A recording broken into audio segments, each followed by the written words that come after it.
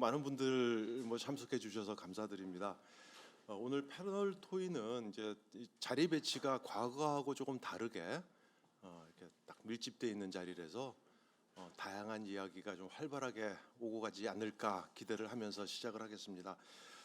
질의응답보다는 오늘은 가능하면 이제 어떤 재연 중심으로 다양한 경험들을 좀 공유를 하는 자리가 되었으면 좋겠고요. 제가 이제 몇 분께 마이크를 넘기면 뭐 제언을 좀 부탁드리고, 혹시 그 과정에서 질의가 있으시면 오늘 발표하신 분들이 대답을 해주시면 되겠습니다. 그리고 토론 끝난 다음에 마무리 발언은 오늘 참석하신 경기도 국장님께 제가 마무리 발언은 부탁드리겠습니다. 우선 첫 번째로 오늘 이제 주제가 지속 가능한 해양 레저 산업의 미래인데요. 우선 첫 번째로 고려대학교의 김인현 교수님께서 조금 늦게 오셨는데 잠깐 소개를 해드리면, 고려대학교 이제 법학전문대학원의 교수님이신데요. 이제 해상법에 대한 전문가세요. 그래서 오늘 교수님께서 간단한 인사도 좋으시고요. 네, 아니면 오늘 발표 내용에 대한 질의나 아니면 코멘트, 제언 다 좋습니다. 오늘 김인현 교수님 소개해드리겠습니다. 예, 방금 소개받은 김인현입니다. 수업이 있어가지고 조금 늦게 왔고, 제가 자료를 받아서 오늘 아침에 학교에서 좀 다 읽어서 제가 좀 드릴 말씀을 좀 준비를 해 왔습니다.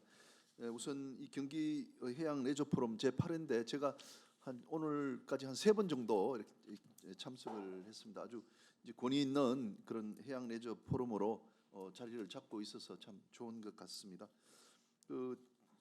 오늘 사회자께서도 소개해 주셨습니다만, 저는 이제 법학전문대학원에 있는 법학을 전공하는 이제 교수입니다. 그래서 다른 토론자 분들께서 또 다른 비즈니스 측면 등등 말씀하실 걸로 기대가 되고 있어서 저는 조금 이제 법적인 측면을 좀 말씀드리겠습니다. 그리고 하나 추가해서 드릴 건, 제가 또 선장 출신입니다. 그리고 목포해양대학에 교수를 한 8년 했었는데, 그때는 이제 해상 안전 또 해난 사고 방지에 대한 그런 또 강의도 하고 연구도 했기 때문에 또 안전과 관련된 것도 조금 말씀을 드리겠습니다.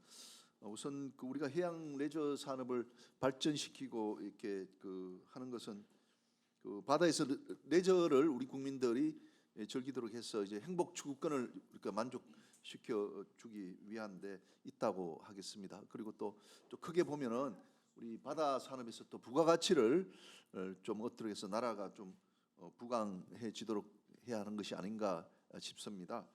그런데 이런 해양 레저 산업 발전시키기 위해서 참 중요한 것은 안전인 것 같습니다. 우리가 세월호 사고 등등 큰 사고가 나가지고 이게 참 국민들의 우리 해양에 대한 이미지가 아주 부정적으로 됐지 않습니까? 그래서 귀중한 우리 국민들이 해양 레저 즐길 때 이게 사고 없이 이게 이제 레저를 즐길 수 있도록 해야 되는 것이 첫 번째다, 저는 그렇게 생각이 듭니다. 그래서 안전 확보를 위해서 이제 교육 제도가 좀 선행이 돼야 되겠다, 이런 생각을 가지고 있습니다. 오늘 조금 언급됐습니다만 낚시 어선 같은 경우도 우리 해양 레저의 아주 큰 부분이라고 이제 생각을 합니다. 여러분 보시면 낚시 어선 사고가 종종 나지 않습니까? 우리 몇 년 전에 아주 큰 사고가 난 적도 있는데, 이 낚시 어선에 이제 종사하는 이제 선장들은 최소한 소형 선박 조종사 면허를 갖고 또 그보다 상위 면허를 갖는 것은 이제 가능합니다. 그런데 저랑 또 우리 김숙구 사장님 같으신 경우는 이제 해양대학 다니면서 상선을 운항하기 위한 교육들을 받습니다. 4년 교육을 받거든요. 그리고 해사 고등학교 같은 경우에도 이제 3년을 이렇게 받습니다. 그런데 낚시 어선 같으면 어선이지 않습니까? 10톤 이하의 어선인데 정식 교육 기관이 없지 않습니까? 그 면허를 받기 위해서 해양 경찰에서 시험을 보면서 이제 면허 교육 같은 게 있는데 한 2, 3일 정도일 겁니다. 제가 아까 찾아보니까 21시간이 제일 긴 것 같아요. 그래서 저는 평소에 어선은 물론이고 이 해양 레저 쪽도 좀 교육을 정식 교육 기관에서 적어도 한 달 이상을 좀 집체해 가지고 시켜야 되지 않나, 이렇게 생각합니다. 1년에 우리가 바다에서 목숨을 잃는 분들이 한 100분 정도 됩니다. 1년에 100명 정도 됩니다. 근데 대부분이 이 어선 또 뭐 해양 레저 이런 쪽에 분들이거든요. 그래서 저는 그게 우리가 정식 교육 기관이 없어서 그런 게 아닌가 생각되거든요. 어선도 마찬가지입니다. 어선도 우리나라 5만 척 되지만 정식 교육 기관 여러분 있습니까? 없습니다. 그래서 조금 짧지만 한 1개월이라도 이 정식 교육 기관에서 좀 교육을 시켰으면 좋겠다는 겁니다. 우리 세월호 사고에서 그 보건성이 없어서 배가 넘어졌지 않습니까? 그 밑에 무게가 있어야 되는데 그 경우에는 이제 전체 무게는 같지만 밑에 가야 될 무게를 위에다가 올렸거든요. 그러니까 보건성이 없어갖고 배가 쓰러졌습니다.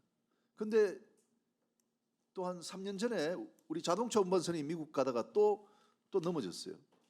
얼마 전에 또 우선 그 한 척도 아마 제가 보기에는 보건성이 부족해서 넘어진 것이 아닌가 싶거든요.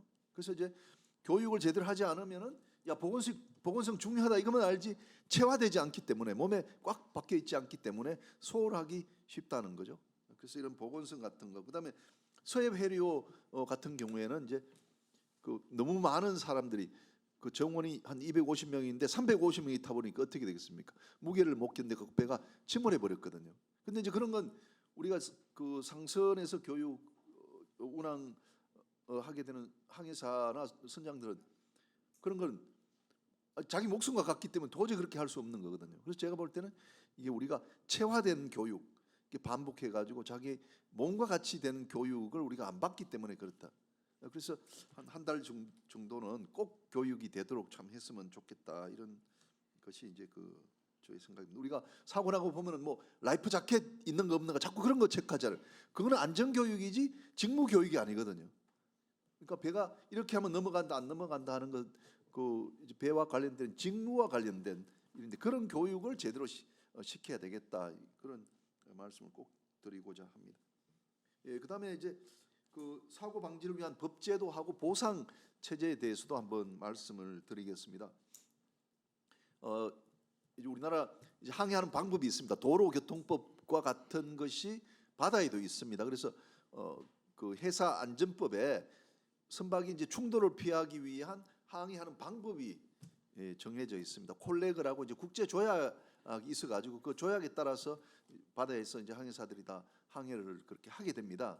그런데 이제 그 우리나라 어항이라든지 그 개항, 지금은 무역항이라 합니다만 거기에 적용되는 법은 우리나라에서 국내적으로 만드는 법입니다. 그래서 과거에 이제 개항질서법이 지금은 이름이 선박입출항법으로 바뀌어 있습니다.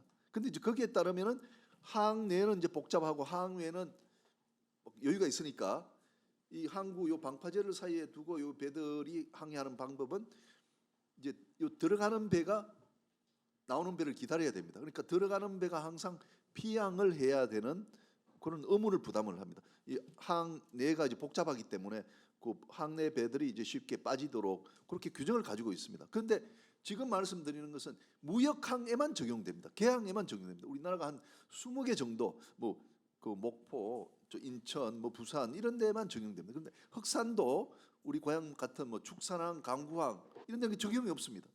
요트도 마찬가지입니다. 그러니까 요트에 적용되는 법이 이제 그 수상레저 안전법에 보면은 이제 그 운항 규칙이 있거든요. 거기에 지금 이런 내용이 없습니다. 어선도 마찬가지입니다. 어항 또는 마리나항에 이런 그 입출항 선박이 서로 만났을 때 어떻게 할지에 대한 규정이 없거든요. 그래서 저는 이런 규정들을 이제 별도로 둬야 이걸 숙지해서 이제 충돌을 방지할 수 있지 않겠냐, 이렇게 그 생각입니다. 그래서 어항이나 또 마리나항에서 그 이제 선박이나 레저보트가 서로 피할 수 있도록 하는 그런 법제도를, 항법을 만들어야 되겠다 하는 것이 또 저희 그 생각입니다. 그다음에 이제 보상 체제에 대해서 좀 말씀을 드리겠습니다. 우리가 이제 자동차 그 종합보험을 들었지 않습니까? 우리가 그래서 뭐 사고 조금 나도 이제 그 종합보험회사에서 다 처리해 주니까 우리가 마음이 편하지 않습니까? 근데 우리가 낚시 어선이라든지 또 레저보트 마찬가지로 사고가 나게 됩니다. 그래서 낚시 어선끼리 충돌 사고 났다. 그래서 그 상대방 배 뭐 선원들 뭐 10명 이상 사망했다. 그러면 이게 낚시 그 어선 업자가 엄청나게 큰 손해를 배상해야 될 거 아닙니까? 한 사람 앞에 10억이라면 10명이면 100억을 손해배상을 해야 돼요. 그런데 지금 우리 제도는 어떻게 되어 있냐면은 이 자배법을 따르기 때문에요. 한 사람 사망인데 1억 5천까지 이제 강제로 보험이 들도록 되어 있습니다. 1억 5천까지 강제 보험. 그리고 이제 예를 들어서 한 사람당 뭐 적어도 뭐 한 10억까지 갈 수도 있을 거예요. 적어도 5억 갈 겁니다. 그러면 3억 5천은 비지 않습니까? 그럼 어떻게 해야 되겠습니까? 그럼 이제 피해자들이 못 받거나 아니면은 자기가 개인 돈으로 다 지급을 해야 돼요. 근데 우리나라 낚시 어선 하시는 분들이 5억, 10억 배상할 수 있는 100억 그건 불가능하지 않습니까? 그렇기 때문에 요 그 자배법에 이제 강제로 드는 요 보험 요것도 좀 올려주고 그다음에 이제 그 사적으로 이제 강제 보험이 아니라 이민 보험으로 자기가 그 제3자의 사망에 대해서도 책임질 보험에 대해서도 우리가 고려를 충분히 해줘야 되는 거죠. 우리가 그 상선회사 같으면은 이 돈이 많이 있으니까 뭐 보험 충분히 들거든요. 근데 제가 알기로는 이 그 레저 보트 하시는 분들이나 또는 낚시 어선 하시는 분들이 요 1억 5천 요거는 이제 가입하지 않으면 운항이 안 되니까 다 들거든요. 요거 말고 그 위에 뭐 5억까지 이렇게 보험 드는 건 전부 다 들었거든요. 그럼 이걸 제대로 이제 피해자들을 보호하기 위해 가지고 좀 3억 정도 자배법하고 똑같이 하면 안 되고 우리가 좀 바다에서는 좀 다르기 때문에 좀 올려주고 그 다음에 우리가 이걸 정책 보험을 할 수 있지 않느냐. 우리가 어선 보험 같은 경우도 정책 보험을 해가지고 정부가 보험료를 내줍니다. 그럼 우리가 올려주면서 야 보험료는 좀 이제 정부가 좀 내다오 이렇게 하면은 피해자도 더 보호되고 좋지 않겠나 이런 생각이 듭니다. 그래서 요건 이제 그 수상레저 안전법에도 또 마찬가지입니다. 요 1억 5천 자배법 규정을 적용하고 있기 때문에 그 낚시 지금 관리 및 육성법의 낚시 어선도 마찬가지고 수상레저 안전법도 마찬가지고 마리나 항만의 조성 및 관리 등에 관한 법률 다 마찬가지입니다. 세 가지가. 그래서 우리가 오늘 이 마리나 산업 또 해양 그 레저 산업을 좀 보호 육성하자. 그 지금 하고 있지 않습니까? 그러면 뭐 정부도 이걸 좀 육성을 해야 되기 때문에 우리가 이 그 사적으로 요 업자들한테 다 맡겨서는 안 될 것 같아요. 우리 굉장히 영세한 가운데서 출발되는 거 아닙니까? 그래서 이럴 때는 정말 좀 정부가 정책적으로 적어도 보험과 관련해 가지고는 좀 해주고 기름 같은 것도 보면 이제 정부가 해운조합 같은 데는 영세한 데는 도와주지 않습니까? 그래서 여기도 마찬가지로 좀 그렇게 해주면 참 좋겠다 그런 생각이 듭니다. 예, 이상 마치겠습니다. 네, 두 번째 제가 이제 부탁드리고 싶은 분은 이제 박재훈 교수님을 모시고 싶은데요. 잠깐 소개해드리면 이제 국가과학기술위원회 활동을 오래 하시면서 해양레저 산업 정부 R&D가 웬만큼 정착이 되는데 아주 크게 기여하신 분입니다. 박재훈 교수님 모시고 우리 산업 발전을 위한 제언을 좀 듣도록 하겠습니다. 경기도는 여러 가지 여건 중에 가장 핵심적인 게 뭐냐? 수요 창출이 수요성이 너무 좋아. 접근성이 너무 좋아. 그렇죠? 그다음에 경기도는 더 좋은 게 뭐냐면 어업 활동과의 그 충돌이 잘 안 생겨요. 왜?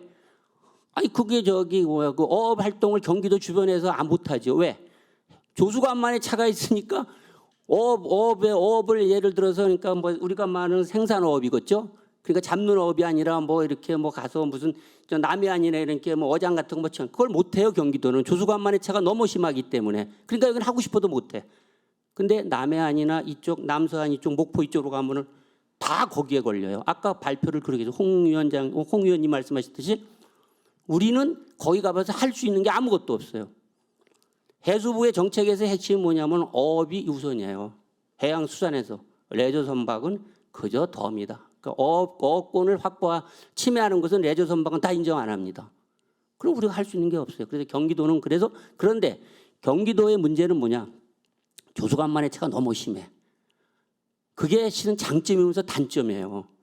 그러니까 솔직히 말해서 사람들이 와서 보면은 그러니까 우리가 뭐냐 보름 사리와 조금에다 보면은 웃기는 게 뭐냐면 사리 때는 낮에가 다 썰물이야. 아니 낮에가 사리 때 밀물이면 너무 좋겠어.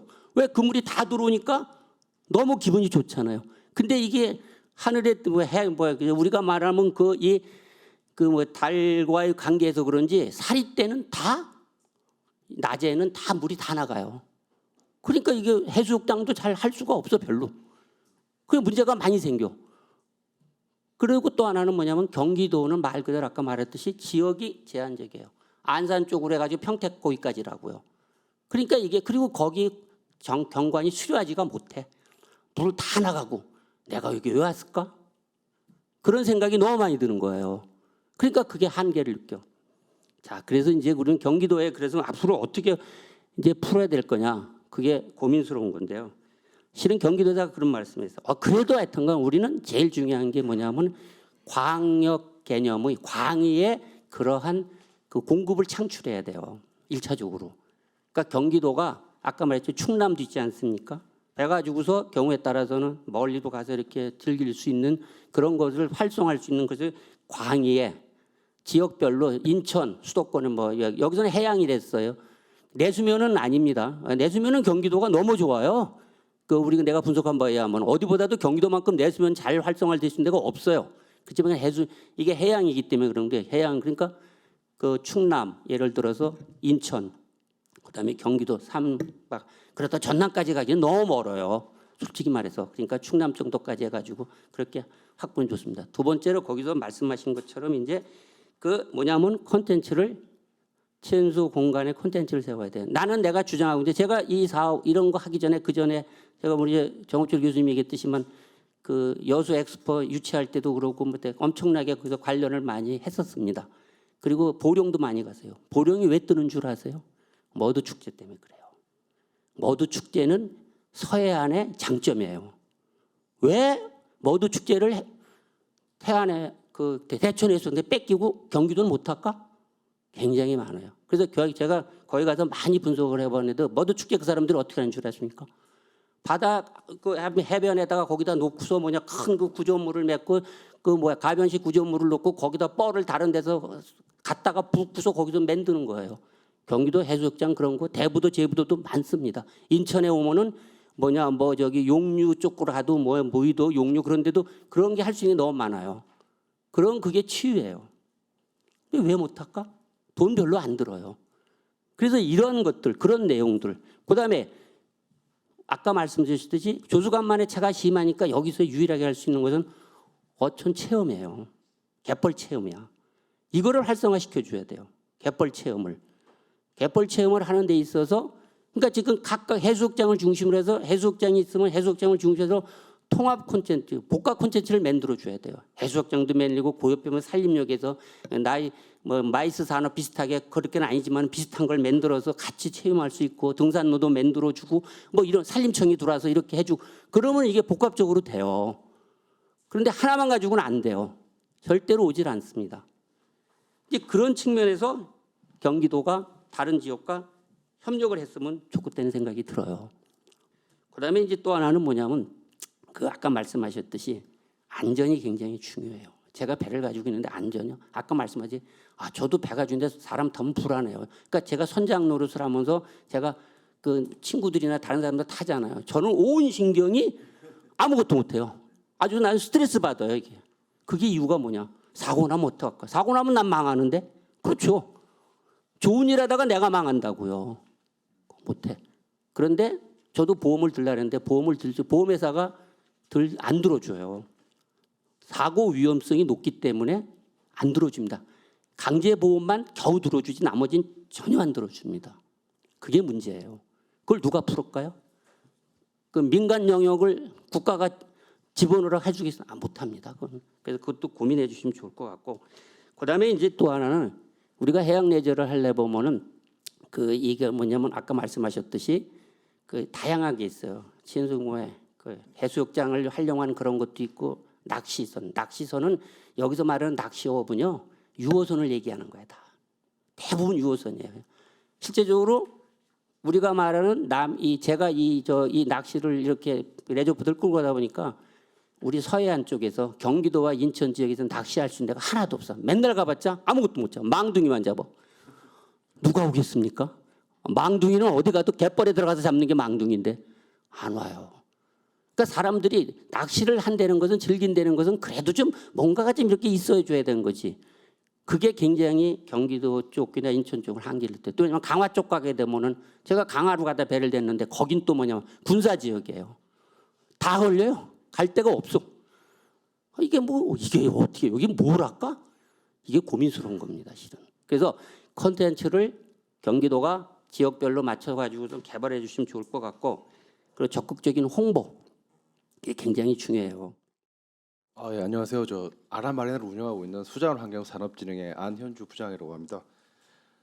예, 제가 지난달에 좀 기회가 돼가지고 저희 일본 출장을 갔다 왔는데요. 그 일본을 갔을 때는 이제 아무래도 일본의 해양 레저가 항상 굉장히 활성화되어 있다는 얘기를 듣고 이제 벤치마킹 차원에서 갔었고요. 근데 실상 그 히로시마 지역에 있는 마리나를 가봤더니 수상 계류장이 이제 텅텅 비어 있더라고요. 그래서 이게 왜 텅텅 비어 있나 해서 이제 관계자한테 물어보니까 이게 예전에 30년대 경기가 굉장히 좋을 때 많은 배들이 이제 레저 선박들이 생겼고요.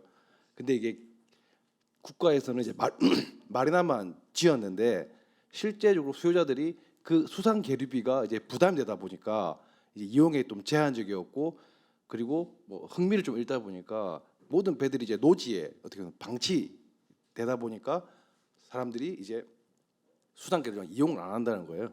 그래서 그걸 이제 보고 오니까 저희 입장에서도 사실 그런 한국에서 저희 아란마리나 같은 경우에도 사실 지금은 이제 거의 만석이지만 저희가 육상 계류장이 먼저 찾습니다. 왜냐하면 가격 차이가 뭐 작은 배 7m 이상 작은 배들은 거의 반값이고요. 근데 좀 물론 이제 길이가 길어질수록 한 3분의 2 수준의 계류비를 내고 있거든요.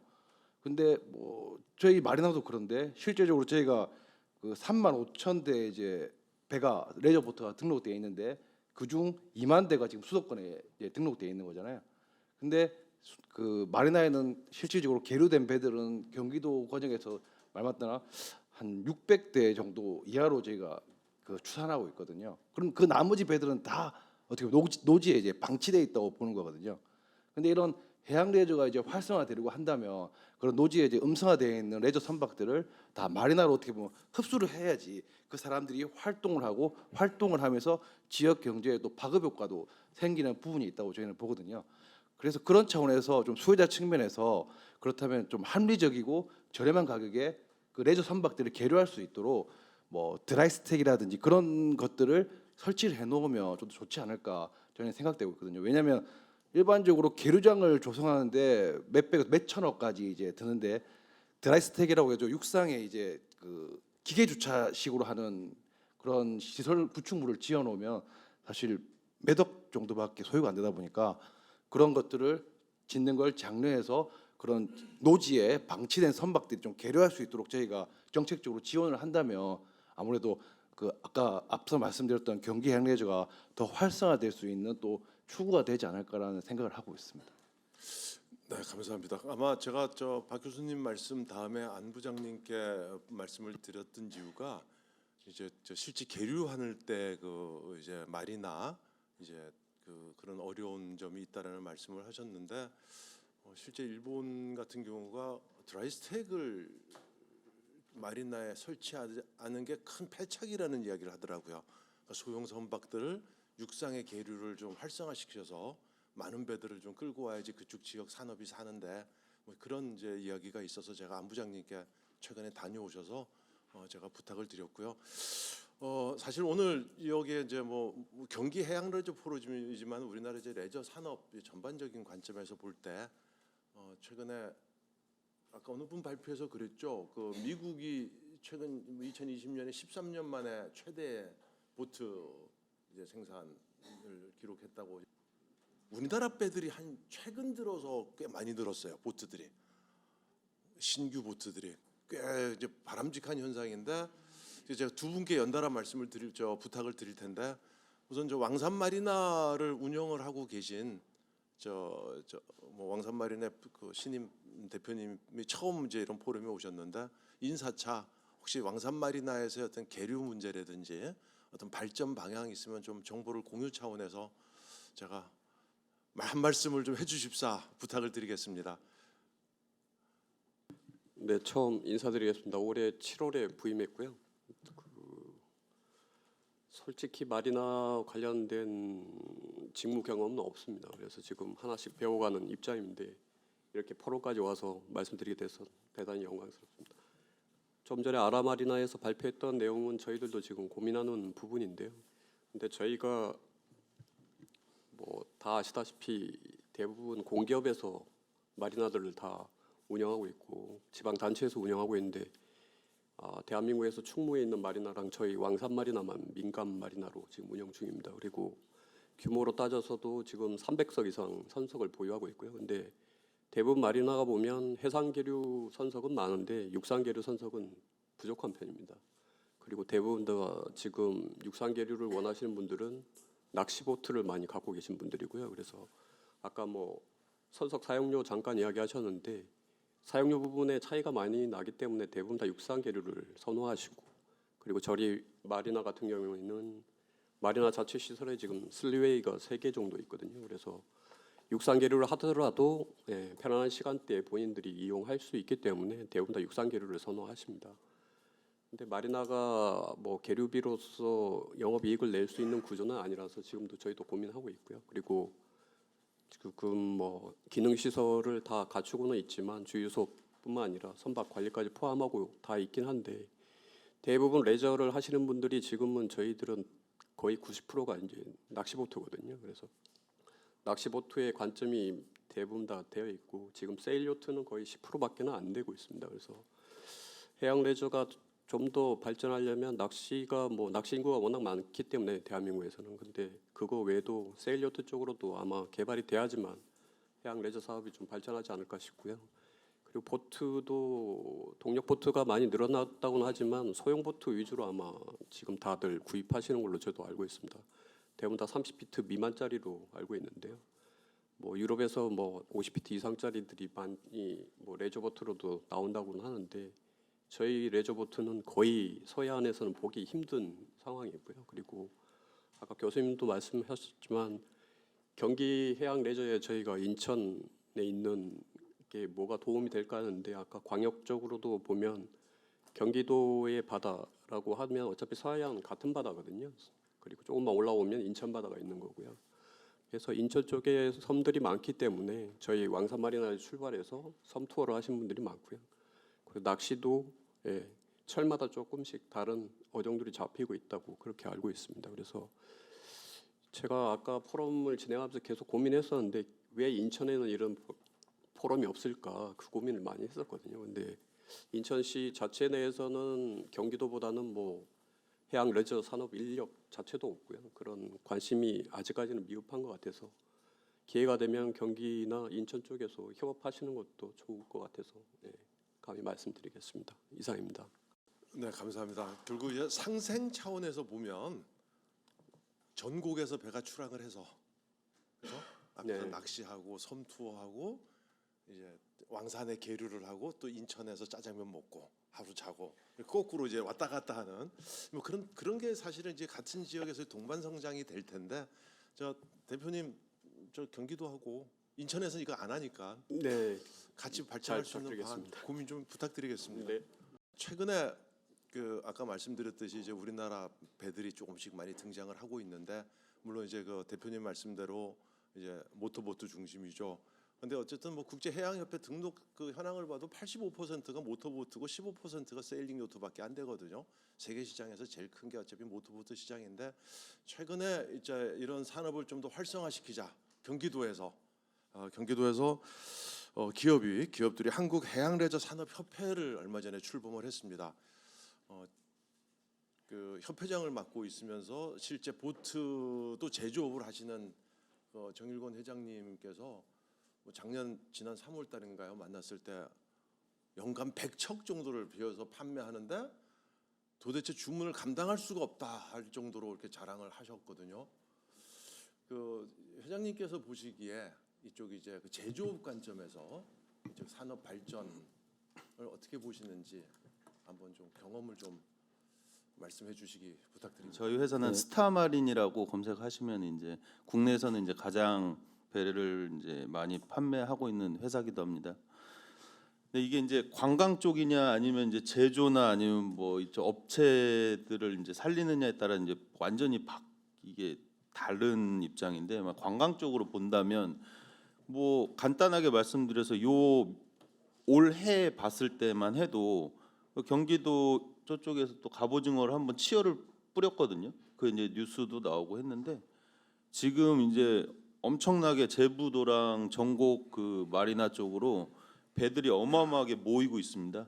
이거는 뭐 누가 봐도 아, 전곡에는 엄청 많은 갑오징어가 나오는구나라고 해서 이미 벌써 엄청나게 모여 있고요.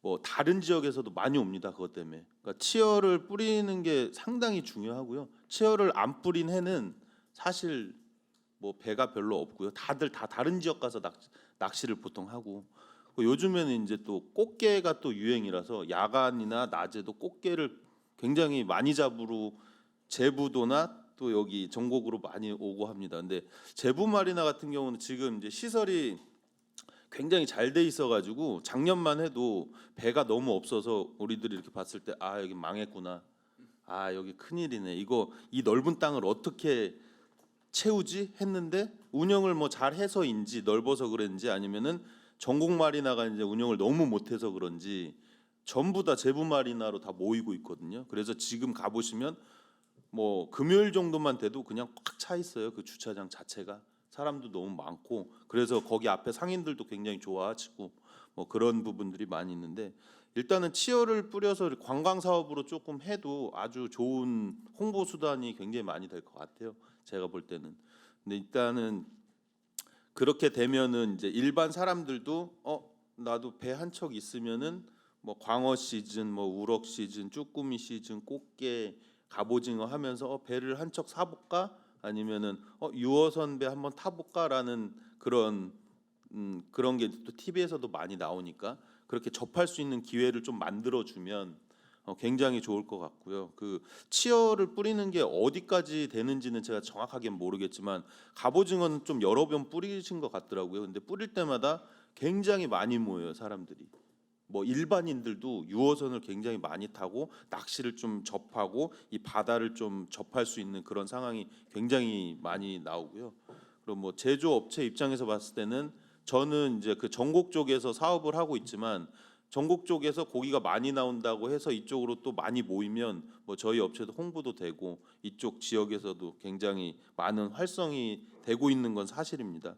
그리고 뭐 지금 보면 화성에서 이제 해양관광 활성화를 위한 정책 간담회를 또 얼마 있다 하거든요. 이게 뭐 저기 이웅주 교수님이라 수원대학교 그 교수님이 연구 이렇게 해서 하시는데, 화성에서 이제 얘기를 제가 이제 미팅할 때 잠깐 만나 뵈니까 이제 화성 전곡에서 요트를 타고 뭐 구롭도를 간다든지 아니면 저기 아주 멀리 있는 섬을 간다든지 했을 때 그쪽에 그 정박 시설이 있냐 없냐를 좀 많이 이제 따지시더라고요. 그게 여러 군데가 있으면 다 갈 수 있게끔, 그러니까 1박 2일 코스나 2박 3일로 먼 곳을 가도 아까 말씀하신 것처럼 충남을 가도 내가 배를 정박할 수 있게끔, 그러면 거기 가서 1박 2일 놀고 오는 경우도 굉장히 많이 생길 거라고 생각합니다. 지금은 이제 기름의 양도 있고 하기 때문에 먼 곳을 가지는 못하거든요. 한 50km 내외 정도 분이 못 나가는데, 뭐 나중에 이제 그런 시설들이 많이 생기면 관광으로서도 굉장히 많은 아주 좋은 경우가 될 것 같습니다. 네. 오늘 발표했던 내용 중에서 혹시 이제 여러분들이 핫 이슈로 관심을 가지고 계신 게 친환경 문제거든요. 그래서 이제 그 친환경에 대한 전기 추진에 대한 뭐 즉 경기도를 대표하는 기업이죠, 일렉트린에서 말씀을 하셨는데, 이 배터리 문제 아까 그 폭발하는 모습도 보여줬고, 최근 이 배터리 문제, 해상 배터리 문제를 계속 고민하는 분이 한 분이 있어서 제가 한국건설생활시험환경연구원의 최재석 박사님, 저 시간이 많지 않으니까 가능하면 좀 짧게 좀 부탁드리겠습니다. 현재 그 시장 자체가 지금 친환경 말씀하셨지만 그쪽으로 좀 방향이 좀 바뀌고 있는 상황에서 우리나라가 이제 그 시장을 좀 주도할 수 있는 분야가 꽤 나오고 있는 것 같은데, 거기에 아까 말씀하신 것처럼 이제 그 안전성 문제가 굉장히 중요하기 때문에 선박 외에도 다양한 전기를 활용한 탈 것들이 나오고 있고 그 제2의 모빌리티 시장이라고 할 정도로 굉장히 중요한 시장인데도 불구하고 다양한 탈 것에 대한 그 제품들에 대한 개발과 동시에 안전성, 배터리도 말씀하셨지만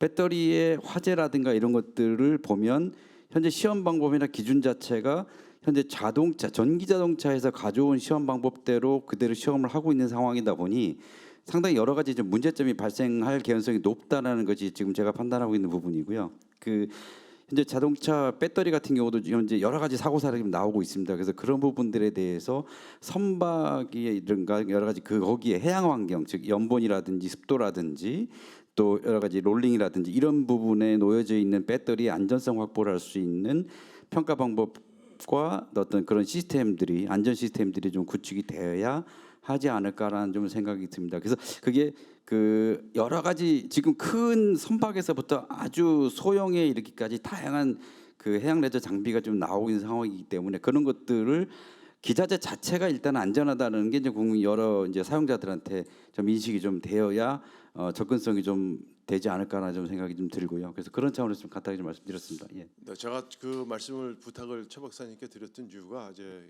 교수님께서 김 교수님께서 아무래도 이제 법 쪽의 전문가시니까 아마 이렇게 같이 어떤 그 선박 전기 추진 친환경 선박의 소형 레저보트에 대한 안전에 대한 어떤 필요하다면 법 제도 같은 것도 같이 고민할 수 있지 않을까라는 차원에서 제가 이 자리에서 부탁을 드렸고요. 시간이 이제 많지가 않은데 한 10분 정도 이제 남았습니다. 제가 그래도 한 두 분께는 제가 꼭 이제 부탁을 드려야 될 분이 남아 있는데 저희가 이제 경기 해양 레저 포럼이지만 제가 모두에 말씀드렸듯이 다양한 정보 그리고 서로 교류의 장이기 때문에 멀리 전라남도에서 오늘 사실은 한 분이 오시겠다 그랬어요. 그 도 국장님께서 한번 와서 들어보고 싶어 하셨는데 뭐 그 급한 일로 못 오시고 그 같이 일을 하는 이제 보성건설 이제 마리나나 해양레저 개발 쪽에 관심 있는 보성건설에서 뭐 이쪽 분야 책임자께서 상무님이 오셨는데 한번 그쪽 지역 분위기를 한번 저희가 좀 공유를 해볼까 합니다. 네, 좀 부탁드릴게요. 예, 안녕하십니까. 저는 그 장영우라고 합니다. 이제 현재 그 법으로는 기업도시법이라는 개발법으로 해서 그 영암해남 기업도시라는 걸 하고 있고요. 지역은 이제 목포 밑에 영암해남이 있는 거고 이제 해양 레저에 대한 관심이 좀 많이 증가하고 있는 분위기가 있고요. 최근에 이제 코로나 이후에 이제 목포 같은 경우에는 이제 관광객도 증가하고 전국 관광도시 4개를 선정하면서 이제 예산을 투자함으로 해서 굉장히 많이 증가하고 있거든요. 그런 분위기도 있고 하니까 이제 도지사님께서도 관심이 많고 아까 이제 그 위원장님께서 말씀하실 때도 보면은 이제 복합 해양 레저 관광도시라는 그 해수부 사업이 있어요. 그런 것들에 대해서 이제 전국적으로 기초자치단체하고 광역에서 관심이 많은 거죠. 어떻게 보면 이제 해양 레저의 기본적인 그 기반을 좀 올려보겠다는 그런 걸로 볼 수가 있고요. 그래서 아까 이제 교수님께서도 이제 그런 부분을 치유라는 걸로 표현하다 보니까 지금 이제 그런 부분을 정부에서 좀 하려고 하고 있다. 근데 현재 저희는 이제 물리적 환경을 보면 서해안에서 이제 치화호, 매양리 사격장 있는 화웅 그리고 새만금 저희 같은 경우에는 영산강에서 좀 지류가 나와 있는 그 영암호와 금호란 게 있는데 면적이 굉장히 넓은 내수면을 가지고 있어요. 그래서 내수면하고 외수면을 그 서해를 같이 이용해서 어떤 해양 레저 저변을 확대하기 위해서 뭔가를 이제 구상을 하고 있는 부분이 있고요. 사실 이제 아까 그 자료에도 있었지만 전남 해안선 길이가 제일 길고 완도 같은 경우에는 뭐 전국에 있는 배를 다 합쳐도 뭐 어선수가 제일 많다고 이렇게 우스갯소리도 있는데 그만큼 이제 해양 환경은 좋은데 그 인구나 여건은 또 안 좋기 때문에 성장은 못 하고 있는 그런 상황이 되겠죠. 그래서 그런 부분들을 이제 도에서 많이 관심을 가지고 있고 그래서 지금 그런 부분 때문에 이제 저희가 하는 일이 해양 레저 어떤 저변 확대에 좀 도움이 될 수 있도록 뭔가를 만들어내는데 좀 도랑 협력해서 잘 준비하도록 하겠습니다. 많이 관심 가져주십시오. 네, 제가 장상무님을 모신 이유 중에 하나가 우리나라 해양 레저가 어떻게 보면 정부 사업이 고시가 되면 지역별로 경쟁이 굉장히 치열한 구도로 가는데 뭐 그때는 그때고 또 협력할 때는 더불어서 가야 될 문제가 아닌가 싶어서 특히 이제 영산호 같으면 내수면 같으면 또 친환경이 또 중요하잖아요. 그럼 이제 또 여기 계신 또 원준희 대표님이나 KCL의 최재석 박사님께서도 뭐 어떤 역할도 해주실 수 있을 거고 뭐 그래서 더불어 살 수 있는 방법이 없을까 고민하는 자리라고 생각해 주시면 되겠습니다. 모르지만 50년, 60년 동안 우리나라의 해양수산 분야를 소개하겠다고 막 매달 잡지를 만들면서 홍보를 열심히 하고 계신 분입니다. 저 박재현 교수님께서 홍보의 중요성을 말씀하셨는데요. 뭐 회사가 뭐 얼마나 돈을 벌고 하는지는 잘 모르지만 어쨌든 저희 이쪽에서는 굉장히 고마운 분이십니다. 현대해양의 송영택 대표님 모시고 이쪽 앞으로 우리 해양 레저 산업을 어떻게 홍보를 잘해 주실지에 대한 의견을 좀 구하는 시간을 갖겠습니다. 네, 저 해양수산 종합 전문지를 잡지하고 인터넷 신문에서 현대해양 발행하고 있습니다. 잠깐 올해 이제 한 54주년 됐는데 뭐 해양수산 쪽은 지금 다 다루려고 그렇게 이제 뭐 푸시를 하고 있는데 이게 이제 저희들 보면 바다를 이용하는 언론의 입장에서 그렇습니다. 바다를 이용하는 관점에서 산업이 어떻게 융성되느냐 이런 게 시대적으로 흘러가는 것입니다. 그러니까 예전에는 이제 바다의 이용은 수산 생물에 대한 이용에 집중되다 보니까 수산업에 이제 우리도 취재를 그쪽에 집중했고 그 위에 우리나라 뭐 산업 발전에 있어 해운이나 항만 이런 쪽으로 갔는데 지금 또 저희 언론 쪽에서는 지금 수요를 보면 해양 레저 수요가 많이 있다 이렇게 이제 보여집니다. 그러다 보니까 국민들의 관심에 맞게 이제 취재를 많이 하고 있고 저희들도 꾸준히 하고 있습니다. 그래서 저도 뭐 해양 관광 쪽은 예전부터 이제 좀 관심을 가지고 하던 부분이라서 조금 말씀을 드리면 이게 이제 이 용어의 정의부터 이 분야가 좀 잘 정리가 안 돼 있습니다. 그럼 해양 레저가 뭐냐? 뭐 여기에서 오늘도 지금 논의하는 게 다양하게 지금 논의되고 있는데 해양 레저의 이제 정의를 뭘 하고 있는데 지금 뭐 저희 김충환 박사가 나름대로는 좀 저희들 연재도 하면서 좀 정리를 하고 있습니다만 이런 부분에 대해서 조금 더 깊이 있는 논의 그 연구가 좀 돼야 되지 않겠나 이렇게 이제 보는데 저는 뭐 간단히 쉽게 생각하면은 먹고 놀고 자고 하는 게 다 들어가는 거죠. 근데 바다에 들어가는 거 그 중에서 이제 우리 그러면 이제 그게 관광이지 않느냐 하는 거고 거기에 수상에서 즐기는 스포츠가 들어가는 거겠죠. 그래서 이제 수상에서 하는 게 있고 수중에서 하는 게 있을 거고 뭐 그렇게 될 겁니다. 그런 어떤 정의부터 좀 정리를 잘 하고 내려가시면 될 것 같고 그래서 그 말이 이제 자꾸 길어지니까 좀 짧게 하면은 좀 우리가 관가해서는 안 되는 게 몇 가지를 제가 좀 말씀드리고 싶은데요. 첫 번째는 기상입니다. 이게 경제성이 나오려면 우리가 어떻게 액티비티 활동을 해상에서 활동을 할 수 있는 기상이 어느 정도 나오느냐 이게 되게 중요할 거 아닙니까? 예를 들면 그 해양 레저 관광이 잘 발달되는 전부터 적도부입니다. 전 세계적으로 보면 사계절 다 이게 그렇게 경제성이 나오는 거죠. 그럼 우리는 어떻게 해야 되냐? 이게 그래서 외국을 그냥 따라가려고 해가지고는 안 된다. 그래서 지금 단계에서는 K 해양 레저 방안이 어떤가 이런 걸 좀 고민할 볼 필요가 있다. 그럼 경기도에서는 그럼 우리는 어느에 포커싱을 할 거냐? 다 할 수는 다 따라갈 수는 없지 않겠습니까? 뭐 그런 게 보입니다. 저는 그렇게 생각하고 그 다음에 아까도 말씀 나왔습니다만 좀 이 경기도만 하려고 하지 말고 전체 벨트화가 좀 필요하겠다. 그러면 뭐 인천과 충남과의 어떤 연계성, 그다음에 거기에서 프로그램상의 코스를 어떻게 만들 거냐, 뭐 이런 부분입니다. 산업적 발전 부분은 그렇게 저는 이제 수요가 있으면 산업은 따라온다고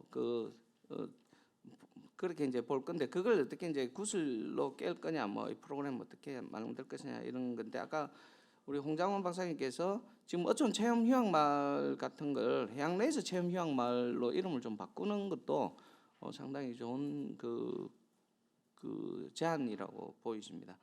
마지막으로 조금 말씀드리고 싶은 거는 지금 경기도에서 지금 보팅하고 낚시하고의 접목을 했던 것은 되게 전략적으로 잘 돼 있다고 생각됩니다. 그러면 이건 아까도 이제 뭐 방류를 하니까 거기서 사람들이 많이 모이더라, 관광객 뭐 낚시객들이 많이 모이더라 이렇게 되는데, 그게 이제 입장에서는 그런데 그렇게 가면 안 됩니다. 이거는 수산 자원이라는 거는 또 기존에 이제 어민들이 있는 거고 있기 때문에 대대로 어민, 우리가 어촌이라고 하잖아요. 해촌이라고 안 한다고요. 고기 잡는 마을이라고 대대로 내려오는 역사성이 있기 때문에 그걸 우리한테 걸림돌이라고 이 사람 치워야 된다고, 어민들 치워야 된다, 그럴 수는 없는 거잖아요. 그래서 이거는 문화를 만들어야 됩니다. 그래서 이거는 그냥 바다에서 즐기는 거지, 어디서 어업행위를 하겠다, 레저로 즐기러 간 사람들이 어업행위를 하겠다고 하는 게 안 되는 거죠. 그래서 이거는 제한을 낚시하고 지금 했기 때문에 지금 해양수산부가 수십 년째 못 하고 있는 게 낚시 면허제입니다. 낚시 면허제를 해보려고 몇 번 시도하다가 안 되는데, 그래서 지자체 단위에서 마리수 제한하고 그냥 즐기고 하는, 안 그러면 쿠폰을 사서 그 물고기를 최장 범위 내에서 잡을 수 있든지 이런 걸 강제하는 그 낚시 면허제를 같이 도입을 한번 해보는 건 어떻겠나. 그래서 이 해양 문화를, 아까도 그 홍장 박사님 말씀드렸습니다만 해양 문화를, 고급적인 문화를 해서 바다를 즐기고 보호해야 되고, 이런 문화를 스스로 좀 만들어갈 수 있도록 유도를 하는 게 중요하지 않겠나, 이런 생각입니다. 네, 이상입니다. 마무리 발언을, 오늘 이제 나온 숙제를 어떻게 해결하실지에 대한 국장님의 마무리 발언을 듣겠습니다. 저희가 뭐 이 정책이라는 게 이제 중앙부처 단위에서 할 수 있는 게 있고, 또 지방도 또 광역 단위에서 할 수 있는 게 있고, 시군 단위에서 할 수 있는 게 있습니다. 그래서 그런 부분들을 잘 생각하면서 열심히 하겠다는 말씀드리고요. 오늘 나온 얘기가 저는 크게 한 3가지 정도로 저는 좀 이제 느꼈는데, 하나는 어쨌든 해양 레저, 오늘 우리 주제에 빗대어서 지속 가능한 우리 해양 레저가 되기 위해서는 우선은 아마 우리 김인영 교수님께서 말씀하신 대로 안전이 확보되는 부분이 중요하겠다는 생각이 들고요. 그다음에 아까 우리 박정훈 교수님께서 말씀해주신 여러 가지 어떤 제안들에 있어서는 경기도에 맞는, 여러 가지 지금 말씀해주신 경기도에 맞는 축제, 또 해양 레저 문화를 만드는 데 노력하겠다는 말씀을 드리고요. 계속해서 많은 분들께서 여러 해양 레저 중에서 이제 협력에 대해서 말씀해 주셨습니다. 정말 굉장히 옳으신 말씀 같고요. 저 얼마 전에 제가 그 보고를 받았는데, 저희 경기도에서 충남까지 가는 그 백길 탐험대를 했다고 이렇게 보고를 받았습니다. 이게 뭐가 중요하지? 그래서 지금 생각해 보니까 정말 중요한 일이었다는 걸 오늘 깨달았고요. 가서 다시 추진한 직원에게 고생했단 말을 다시 한번 해줘야 될 것 같습니다. 사실 저는 포럼 발표를 준비하면서 우리 이제 김충환 박사랑 같이 이렇게 고민하는 과정에서 한 2가지 정도가 좀 느낀 점이 있는데요. 첫째는 굉장히 아까 우리 송영택 그 대표님께서도 말씀하셨지만, 특히 이 어업이나 농업 이런 지역에서의 그 사회 문화라는 것은 굉장히 무시할 수 없는 경우가 많습니다. 예를 들어서 저는 농업 전문입니다만은 그 스마트팜이라고 해서 농업의 앞으로 미래, 또 그 여러 가지 여건이 됐음에도 불구하고 스마트팜이 도입된 게 거의 10년 이상 걸렸습니다. 그건 뭐냐면 농업의 정서거든요. 그래서 예컨대 지금 화성에 있는 그 농장 그 부분에 있어서 엄청나게 스마트팜을 도입하려고 했을 때 전국에 있는 농민들이 들고 일어났습니다. 그래서 하지를 못했던 그런 기억도 나고요. 앞으로는 우리 이제 나라 전체적으로 그 탄소 중립, 태양광, 신재생에너지 이런 부분들에 굉장히 관심이 많고 더 나가야 되는데, 그것을 할 수 있는 가장 좋은 방법 중에 하나가 농지입니다.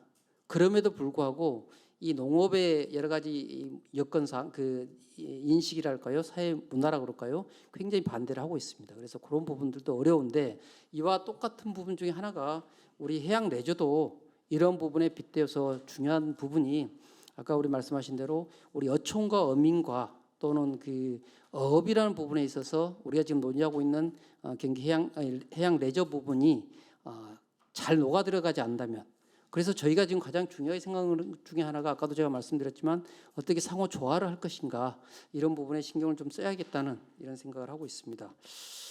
두 번째는 이제 저는 이걸 하면서 해양 레저 관광은 너무나 산업적으로도 중요하고 또 앞으로 큰 역할을 할 것이다라고 함에도 불구하고 아까 원준이 대표께서 왜 그런데 아직도 이렇게 산업 발전이 안 되는지 모르겠다라고 했던 부분에 대해서는 우리가 좀 해야 될 부분이 앞으로 특히 이 포럼을 통해서도 그런 부분이 우리 해양 레저 산업이 사실은 실제적으로 어느 정도의 어떤 규모 또는 지역의 어떤 기업, 뭐 일자리 창출, 어떠한 뭐랄까요, 뭐 업종, 업태 이런 부분들에 대한 객관적인 지표랄지 그것을 판단하는 어떤 그런 방법들이 아직은 좀 나와 있지 않지 않나. 그래서 이런 것들이 없는 상태에서는 좀 애매합니다. 정책적으로 접근하기가. 그래서 이런 부분들에 대해서 좀 더 이제 앞으로는 구체적으로 해서 우리 해양 레저 산업이 우리 경제에 미치는 영향, 또 우리 국가에 미치는 영향, 또 여러 가지 뭐 일자리 창출, 또 산업의 잠재력 이런 부분들이 수치로 좀 나와줄 수 있는 그러한 연구들이 좀 이어졌으면 좋겠다 이런 생각을 해봅니다. 오늘 늦게까지 이렇게 경기 해양 레저 포럼에 대해서 여러 의견들 주신 부분에 대해서는 저희 잘 배웠고요. 또 끝까지 같이 해주신 분들에게 다시 한번 저는 감사를 드립니다. 고맙습니다. 이상 토론을 마치겠습니다. 감사합니다.